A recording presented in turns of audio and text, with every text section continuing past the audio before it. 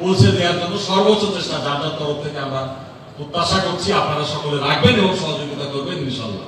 তো আমি এবার ধন্যবাদ জানাবো সকলকে। এখানে বাস মালিক সমিতির সম্মানিত কর্তৃপক্ষ যারা নেতৃবৃন্দ যারা এসেছেন তাদেরকে ধন্যবাদ জানাবো। আমি এখানে বালু মহলের সাথে সম্পর্কিত যারা এসেছেন তাদেরকে ধন্যবাদ জানাবো। এলেঙ্গা পৌরসভা থেকে কর্তৃপক্ষ যারা এসেছেন তাদেরকেও ধন্যবাদ জানাবো। নাম উল্লেখ করতে পারছি না, আমি শুধুমাত্র কমিটি বেস বলছি।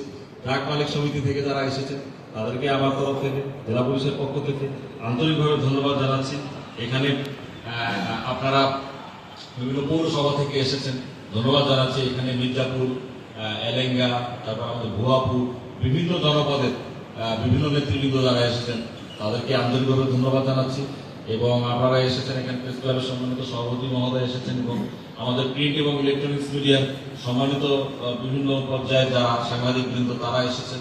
এবং আপনারা গতবার অত্যন্ত ইতিবাচক যে নিউজগুলো আপনারা প্রিন্ট এবং ইলেকট্রনিক্স মিডিয়া রেখেছেন, এই জন্য আপনাদেরকে ধন্যবাদ জানাই। আপনারা টাঙ্গাইলের যে মহাসড়কের যে স্বস্তিদায়ক যে পরিবেশে একটি সুন্দর ঈদযাত্রা হয়েছে এটা কিন্তু আপনাদের মাধ্যমে প্রকাশ পেয়েছে এবং এই ইতিবাচক নিউজগুলোই কিন্তু আমাদের সেন্ট্রালে গিয়েছে এবং তারা কিন্তু আমাদেরকে ধন্যবাদ জানিয়েছে এবং সাধুবাদ জানিয়েছে। আমরা মনে করি আমরাও এটা সুন্দরভাবে করতে পারবো এবং আবারও আপনারা সুন্দরভাবে ইতিবাচক যে নিউজগুলো প্রিন্ট এবং ইলেকট্রনিক মিডিয়ায় আপনারা ইতিবাচক যে সংবাদগুলো আপনারা পরিবেশন করবেন সেটাই আপনাদের কাছে প্রত্যাশা করছি। আমি ধন্যবাদ জানাচ্ছি ব্রিজ অথরিটি মোরায়ন কনস্ট্রাকশনকে, আমি ধন্যবাদ জানাচ্ছি আমাদের রোড অ্যান্ড হাইওয়ে এক্সএন মহোদয় আসছেন, ওনাকে ধন্যবাদ জানাচ্ছি।